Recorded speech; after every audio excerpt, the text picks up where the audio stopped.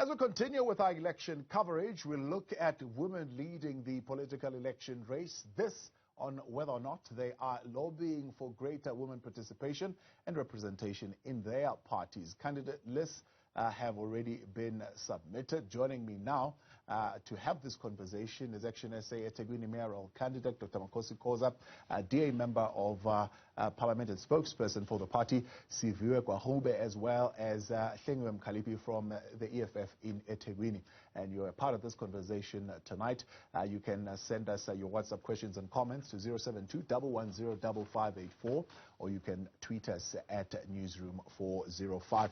Makhosi Khoza joining us in a moment, but let's begin with yourself, Hlengiwe, if you can unmute, and Siviwe as well, if you can unmute there so that we can be able to hear you. Good evening, ladies, and thank you very much for your time. Good evening. Let's start with the DA itself. Out of the number of, for example, candidates in the mayoral positions that you have announced in the Western Cape, 29 mayoral candidates announced. There are men. Only 8 are women. Is there a future for women leaders in the DA? Absolutely, Thabo. I think it's quite important to also, I think this conversation has to move towards what we mean by substantive participation of women. I mean, if you look at the 5 mayoral candidates that we have announced for the 5 main metros that we are contesting, you will realize that 3 of those candidates are women. And they're not just women that have been, for the sake of representativity, been sent and placed in those positions. They are women who have been leaders in the Democratic Alliance. And so I think it is demeaning to women to somehow almost reduce them to some kind of bean counting exercise. I think it's absolutely crucial that women contest main political power and then they get those positions. And of course, while there's still a long way to go, I think all political parties must be seized with this question.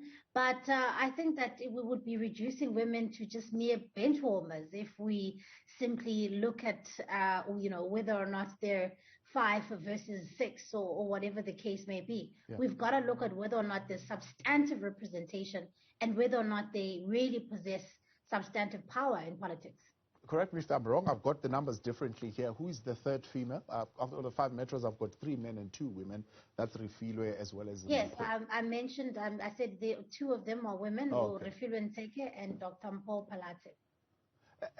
But, I mean, how is that in itself going to translate on the ground in as far as the relationship, right, between that level of representation and the... in this particular instance, service delivery, content and process, and the decisions on budgeting? Look, I think, and this is something that is widely discussed about the importance of women leadership and why women as leaders is important, particularly in politics and in government. Because once you've got women represented at those high structures, then you've got a different a diversity of views around the decision-making table. And I think that we stand to gain when more and more women are in politics and more women are changing the conversation. And so really, I'm hoping that both Refilwe Nteke and Dr. Makhosi could be successful in their bid to run Johannesburg and Ekurhuleni, because I think it is through that we'll be able to see some level of difference where we've got a diversity of views around the decision-making table. Yeah. Politics is still very largely male, Thabo, and that's something that doesn't just dog the Democratic Alliance. That's something that is a burden across the world. And we've got to ask the question then, how do we not only, crowbar ourselves into political power, but how do we last? Yeah. The challenge that you're not shifting, though. If you look at 2015, it looked exactly the same. It was 27%, 8 out of 30. It's now 8 out of 29. I mean, the Women Empowerment Gender Equality Bill says 50% representativity in decision-making position. What is the barrier? Well, again, Thabo, I want to circle back to what I said. I think it would be demeaning to the project of women leadership to simply say there needs to be 5 out of 10 women by all means necessary. In the Democratic Alliance, particularly when we're looking at, for instance, mayoral candidates or premier candidates, we have an entire candidate selection process where people firstly apply, and secondly, there's a rigorous process through which they are selected. And I think that firstly, we've got to ask ourselves how many women are putting themselves into political power positions, and also whether or not they are substantively shifting the narrative. So I think it is a challenge, of course, but we can't simply, as I said, reduce women to simply being counted onto those positions. They've got to be there because, one, they want to, two, they're credible, and number three, they can last in those positions and make real change. Now, Hlengiwe, amongst the reports that I've been reading, particularly as far as the numbers are concerned, the economic freedom fighters, you're doing very well as far as gender representation is concerned amongst your membership. But how much of those women, I think you are in those regions about 49% up to 50% in terms of representation, but how many of them are holding chair positions? Tabo, let me just greet you and the viewers at home. Yes, indeed, as economic freedom fighters, we don't have a crisis of women in leadership. Let us start from our CCT, which is the Central Command Team, which consists of officials. We have 6 officials in total, and 3 are women and 3 are men. And let's go to Parliament. Parliament in 2014, when we arrived in Parliament for the first time, we were only political party that we made sure that our representation is consisting of 50%. It goes down to legislatures, and in 2016 we did that. So we have a clear principle of ensuring that women are occupying a position in the EFF. So therefore, we are not going to have a crisis even now as we are heading to local government elections on the 1st of November 2021, as we have submitted our list, and we have to make sure that out of those lists that we submitted, 50% are women. So in the EFF, we are very clear. I know very well that we are still a young political party, which we just turned 8 years this year, but we are doing very well. I'm not even saying we are doing very well, but we are excelling amongst the political parties that have been there before us. Yeah, you're bringing that down to voluntary quota for women participation in the party, being deliberate about meeting that quota, which Siviwe is saying, well, I mean, unless it is substantive, it doesn't really help to just say there needs to be 50-50. No, remember, Thabo, in South Africa, not in South Africa, in the world as well, we have a problem of patriarchy. So we are in a society that is having a patriarchy, and we had to make sure as the EFF that we don't subscribe to primitive ideas of patriarchy.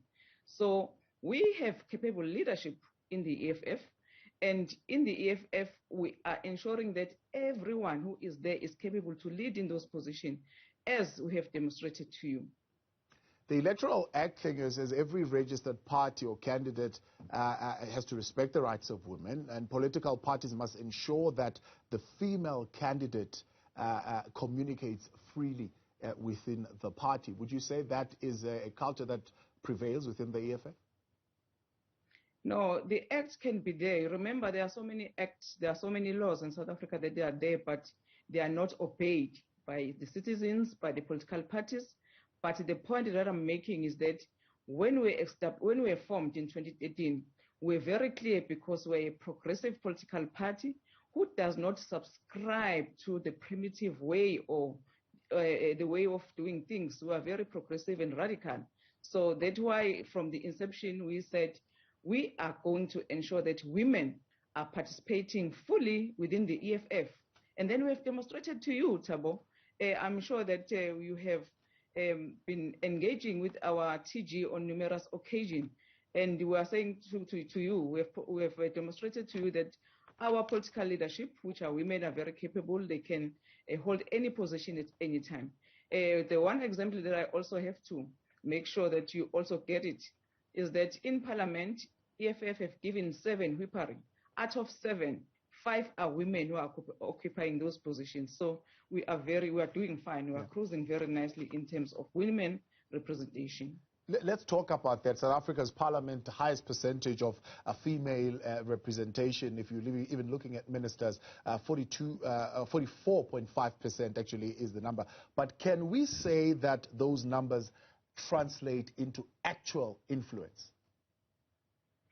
In terms of South African parliament, you know very well that there's only one political party that is holding executive positions, which is the ruling party. Unfortunately, is an oldest political party in South Africa and Africa Party. They don't subscribe to the progressive policies as the EFF.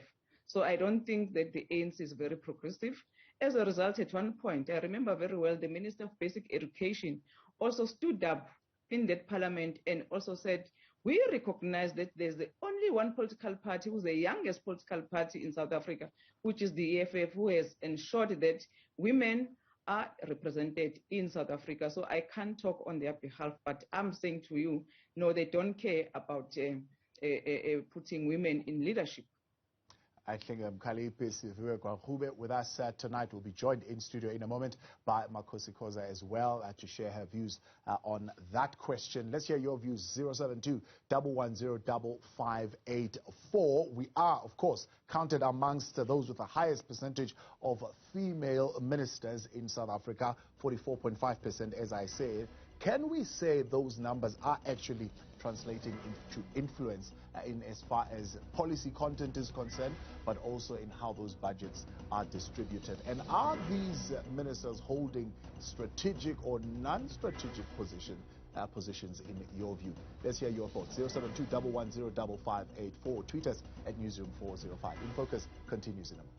Right, welcome back live tonight on In Focus, Newzroom Afrika, channel 405. We're now joined by Dr. Makhosi Khoza of Action SA. We still have Mkhaliphi from the EFF, as well as the Democratic Alliance's Siviwe Gwarube. Dr. Khoza, good to have you with us tonight on In Focus. Thank you very much. I see you are heavy on the campaign trail, as you should. I mean, you have a couple of weeks left. Absolutely. But, looking at South Africa, 277 municipalities in 2015, 106 of those had women mayors, 38%. Very, very low.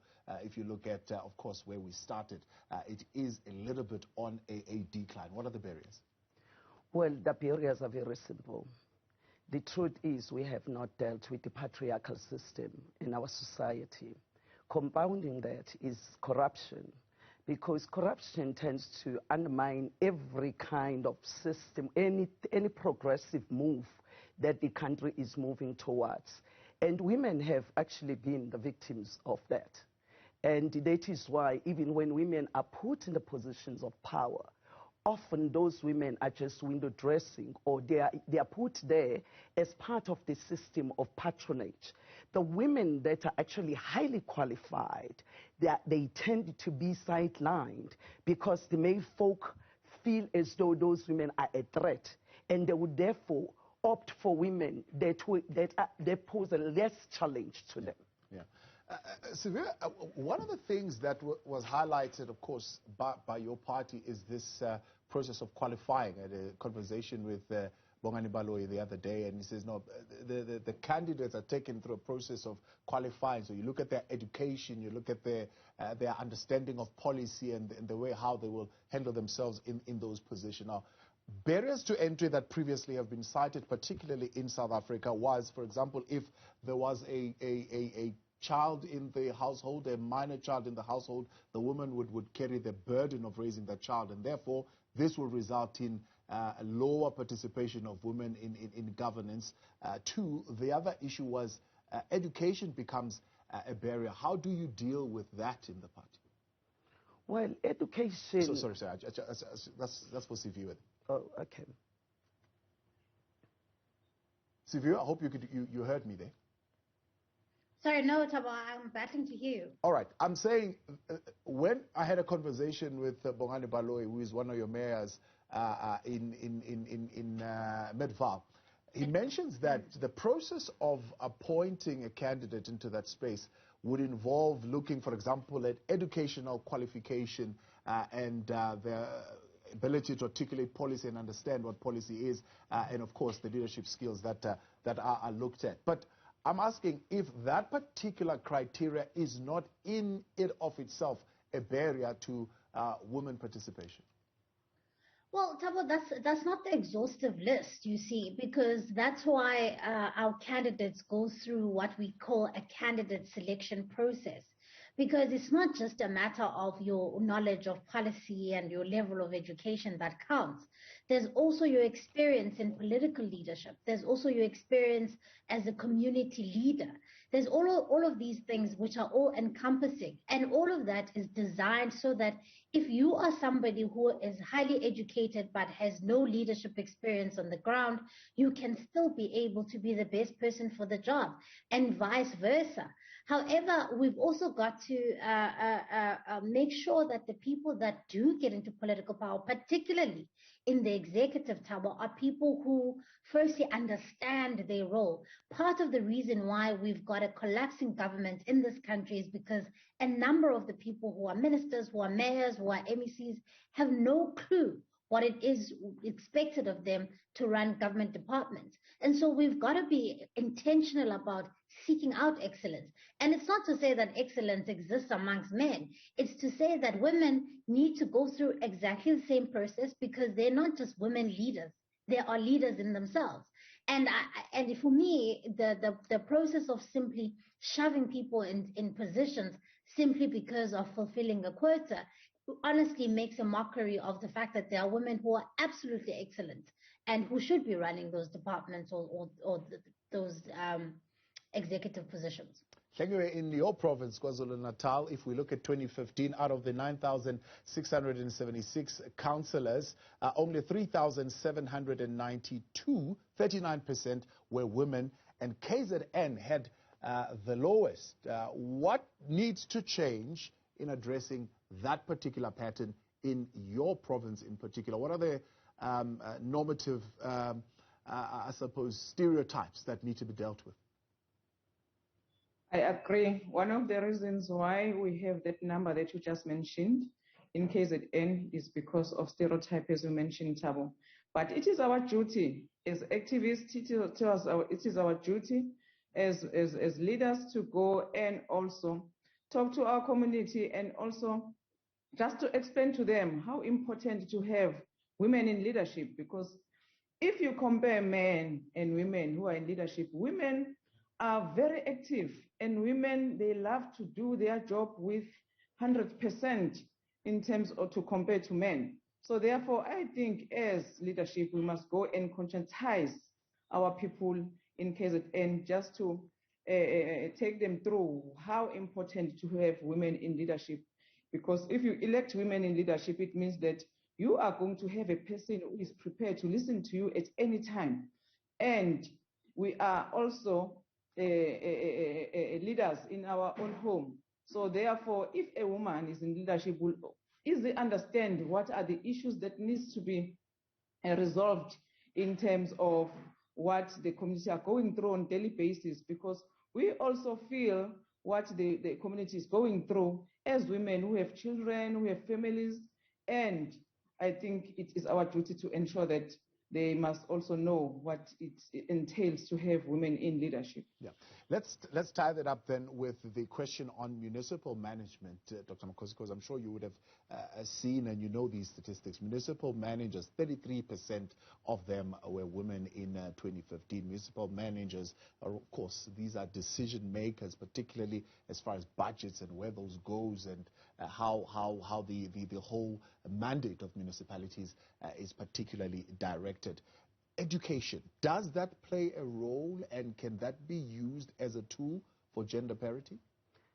Definitely, it should. And I think one of the things that we have not done in South Africa, which is really impacting on the outcomes of education, is focusing on quality outcomes. We have an education in South Africa, we have increased access, but we have not improved the quality outcomes of that. And particularly for the girl child, it's very, very difficult for the girl child. And especially because I come from KwaZulu-Natal, the very question that you were asking, Hlengiwe, I can tell you that it is affecting a lot of potential women who could become managers at municipal level in particular, because that space is very violent. There are so many political killings. I mean, if you take a municipality like Richmond, where every single municipal manager, it's like when you accept to be a municipal manager in that municipality, it's like committing suicide. It's like a death warrant. You are going to die. And again, I'm going back to this thing. I'm laboring back on this thing of corruption. Then the motive for participation in local government are no longer about service. They are now about self-enrichment. And once you have that, you cause the entire system becomes paralyzed. And women, unfortunately, bear the brunt of that by virtue of the fact that we are childbearers. When situations are like that, when situations become that volatile, if you are a woman, you are likely to think about your children first. Whereas men may actually be able to escape that. Excuse me. They may, because the truth is we live in a patriarchal society where men can get away with a lot of things. But and as women, we are contesting. You want to get into the system. I am getting into the system, and I can tell you this because I've gone through this myself as a woman. And I can tell you that my children feared for my life. There was a time at home when before I could step out of the door, my children would say, let's have a little prayer because, Mom, we're not sure whether you're going to come back. And I am telling you this because this thing started when I was even the CEO of the KwaZulu-Natal Local Government Association. We had a program to empower women. We even had the reward system for women who were excelling in those positions. And we made sure that we created a support system. But unfortunately, all those systems that we put in place have been, collapsed. They collapsed. Because unfortunately, the problem is that you have a woman who is a CEO. When I leave as a CEO, chances are that I'm going to be replaced by a man. Similarly, when I became the CEO of the South African Local Government Association, I was never replaced by a woman. I was replaced by a man. So the reality is that we are not leveraging on our gains as well as women. And I think we need to, as women, across all colors, across all political parties, we need to understand that we have a common mission. And we need to start supporting each other. And to me, I had Zanele Magwaza Msibi.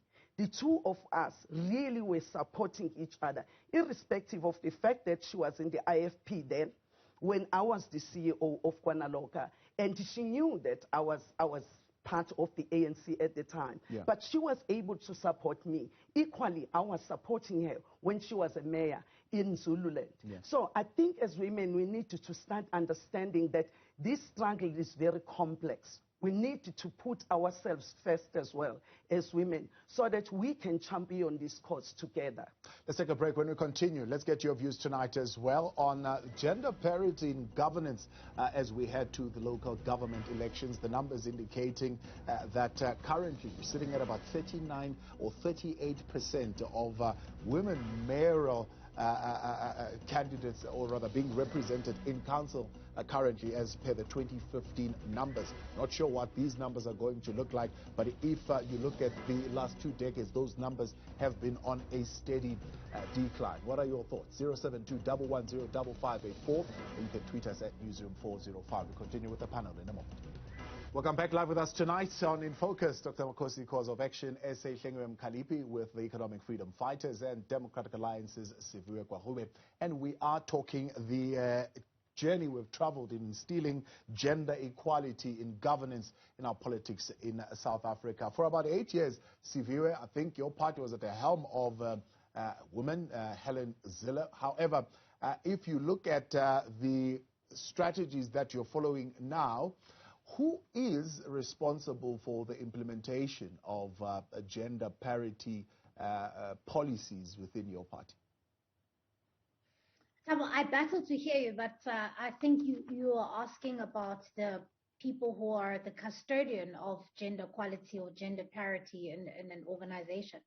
And I think it's absolutely like Hlengiwe said earlier, that the responsibility is on the leadership, firstly, to foster a culture within political parties that attract women to want to be part of political positions. And then also, I think it's also incumbent on women who are wanting to be part of political making decisions to be able to contest political power.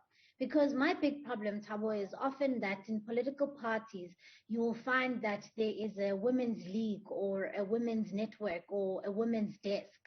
And often women will simply be relegated to those side shows as opposed to being involved in main political power contestation. And so I think that the responsibility is not that of women in the organization, but it has to be something that is inculcated within the culture of the party itself, and within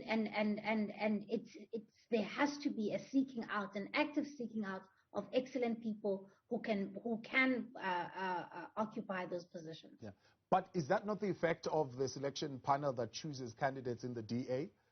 For example, all the metros which are strategic, I believe classified strategic positions, and all the winnable municipalities classified as strategic. And that selection panel seemingly directing mostly men towards those positions, and women tend to play the sideshow. No, I disagree, Thabo, because that is why those selection panels are as diverse as they are. That's why you will find that a selection panel is made up of activists, of councillors, of MPLs and MPs, non-public reps, activists, because the whole point is to make sure that you've got a panel of people and not a handful of people in leadership who gets to choose who becomes a successor.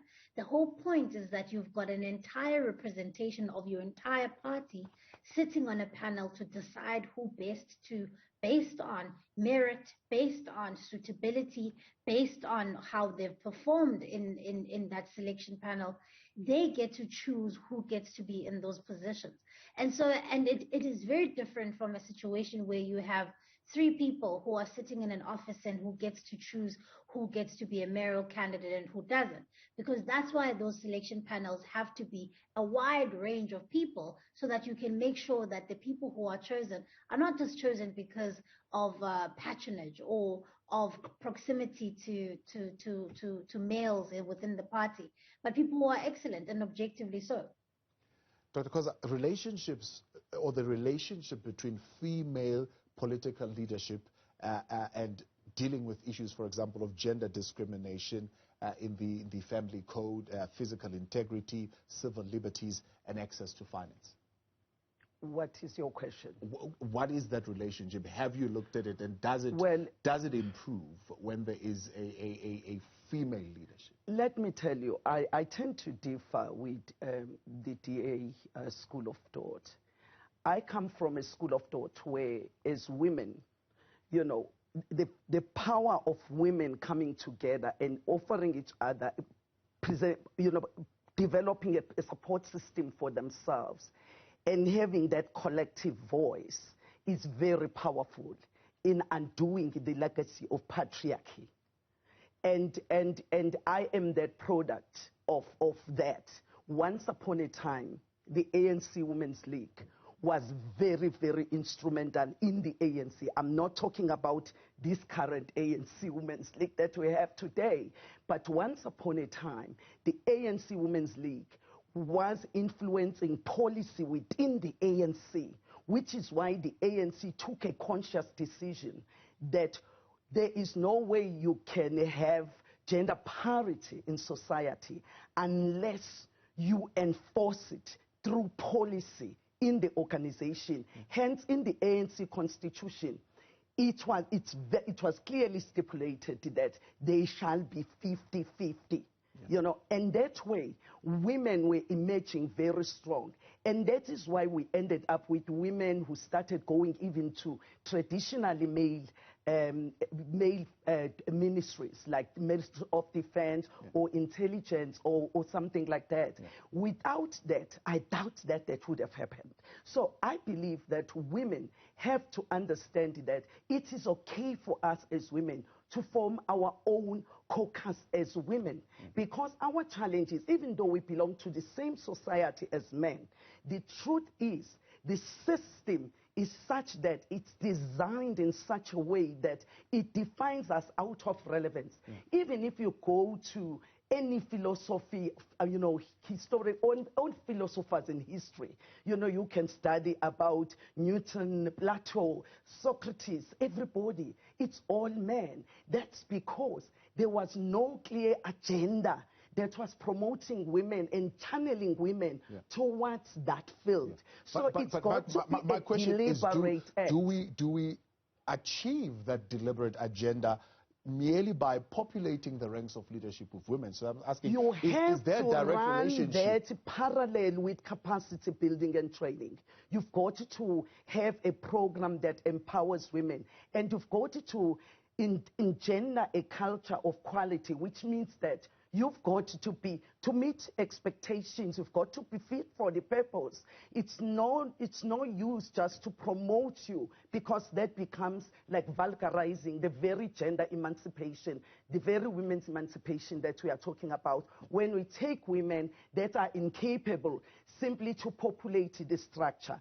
Once you are doing that, identify the best women. And I do believe that we have the best women. And I will tell you, part of the reason why we've had some organizations that would shut some phenomenal women like Hlengiwe Masibuko, that they will shut like phenomenal women like Van Dam. I worked here in Parliament. She used to come to meetings prepared, very articulate young woman.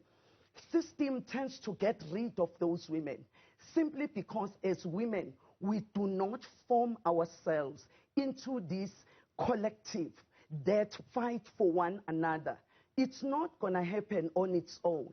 And the men are not going to, human beings by their nature, they tend to look at their own interests. And the truth is, we are not starting at the same pace as men.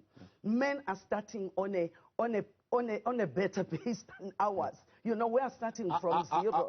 Are you really? I mean, Hlengiwe, women voters, from the numbers that we have, constitute at least 55% of those who turn out. So it's more women that actually go out to vote, but we end up being led by men. How does that work? Not only that 55% women who are eligible to vote. In South Africa, women are the majority. So therefore, we ought to take our places as women. But to go back to your question, I think that political policies, when you have policies, it's the policies of your organization that must have a direction in terms of how to involve women in all sectors. For instance, as I alluded to the fact that in the EFF from the exception, we have a clear policies that we must empower women in leadership. And indeed, I agree with my colleagues when they said, even if we have those clear policies as a radical political party such as EFF, but those women must have capacity to lead.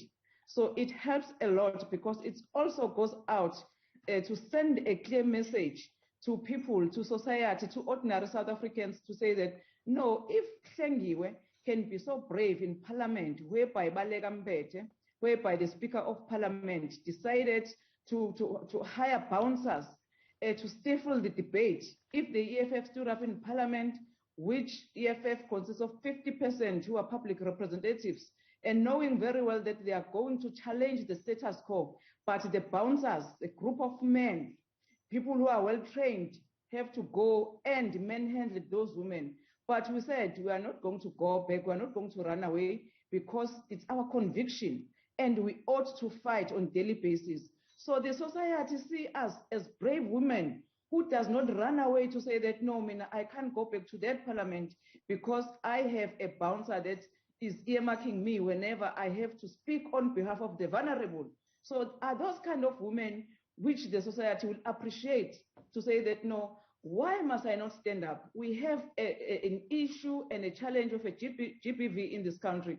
Thabo. So if they see us as brave women who stood up through the test of time, they also can have that spirit to say, let me fight here.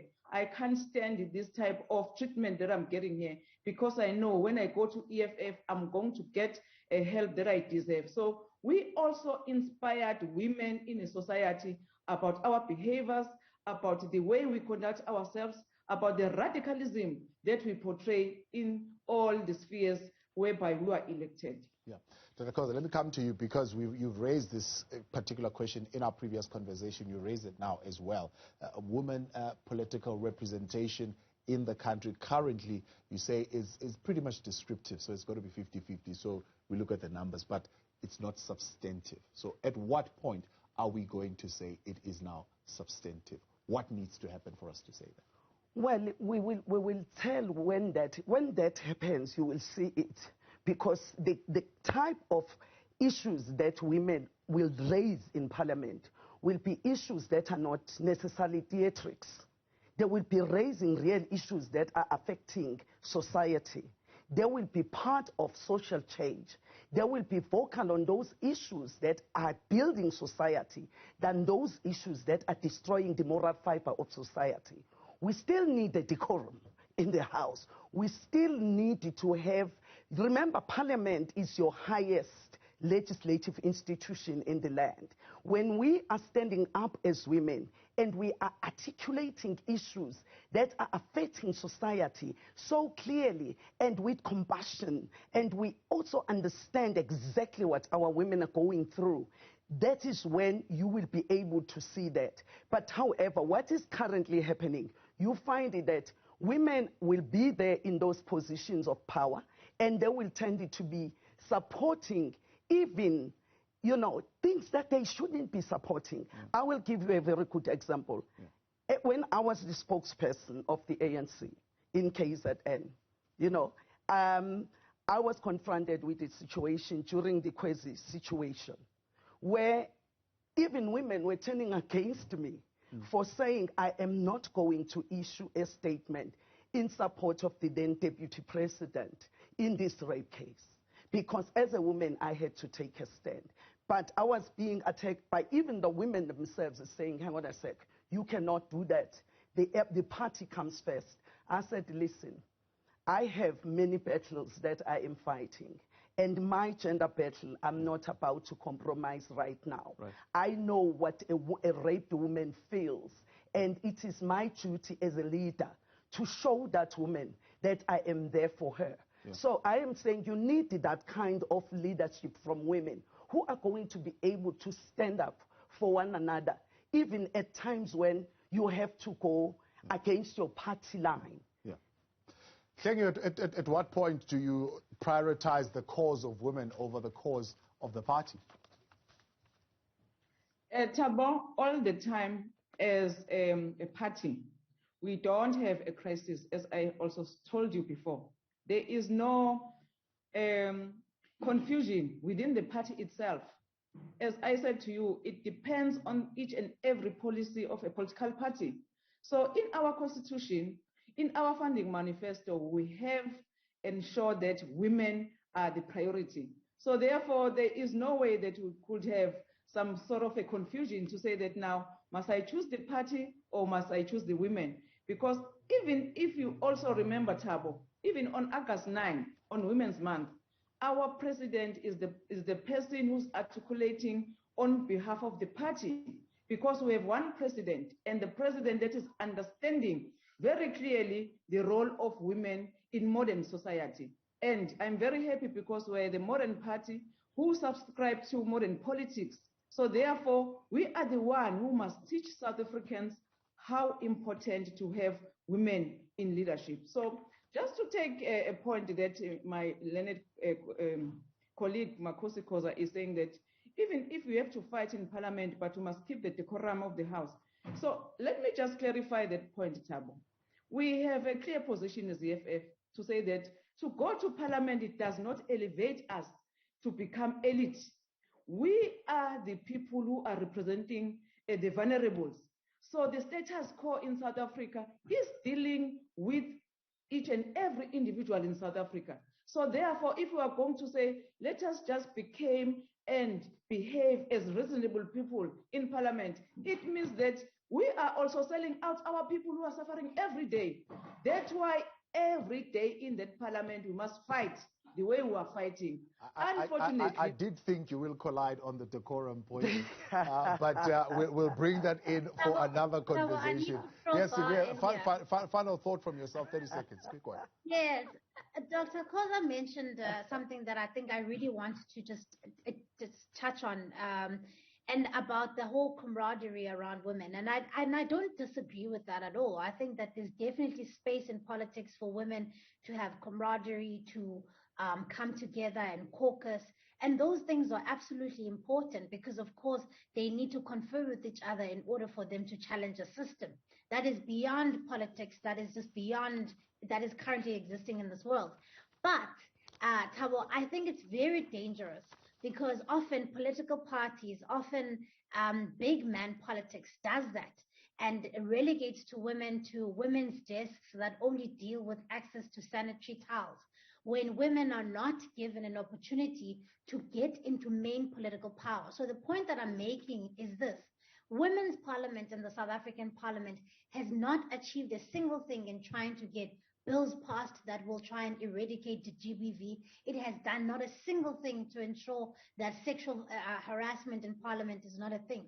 And so once you start to relegate women to women's corners, that's where you're losing the plot. Put women in political parties and in main political power to contest political power, and let them be the politicians and leaders, not women leaders, not female leaders, but leaders who are controlling the conversation. Let me thank you, ladies, for joining us. Unfortunately, we are out of time. Dr. Khoza, Hlengiwe, as well as Siviwe. And thank you tonight for your engagement.